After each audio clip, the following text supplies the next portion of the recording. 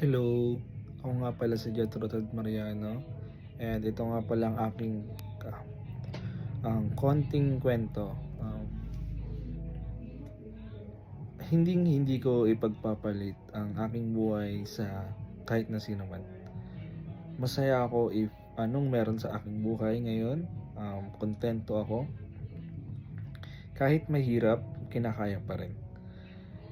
Ah, Hindi lahat ng ating kwento ay masaya, meron ding malungkot, pagkabigo sa ating buhay, pero habang tayo ay nabubuhay, huwag tayong mawalan ng pag-asa. Alam natin na merong special sa ating sarili na wala sa iba, at alam kong meron din yung iba na wala sa atin. Ang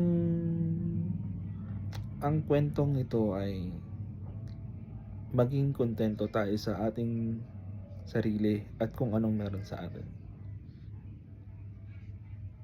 Alam kong mahirap ang buhay, pero kailangan natin lumaban. Kailangan natin umasenso, kailangan natin umabante. Kasi hindi habang buhay nandito na lang tayo sa ibaba. Darating din yung oras na tayo ay nasa itaas. At kung dumating man yung puntong yon, wag nating hahayaan yung mga wag nating hayaang wag nating hayaang hindi iangat ang iba. Ngayon ay ako ay isang fourth year student, physical education ng aking kurso.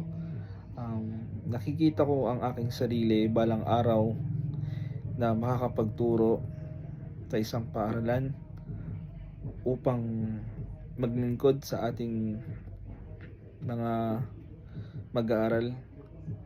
Nakikita ko ang aking sarili na magtuturo, na maging maayos na guro para sa ating ibang bata.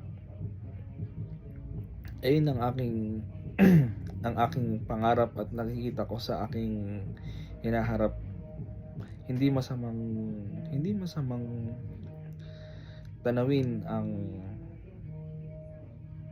future mo, pero kailangan mo gawan ng paraan, kailangan mo sipagan, magtiyaga kahit anong klaseng hirap. Kung gusto mo ang ginagawa mo, kung ayan ang goal mo, kailangan mong gawin.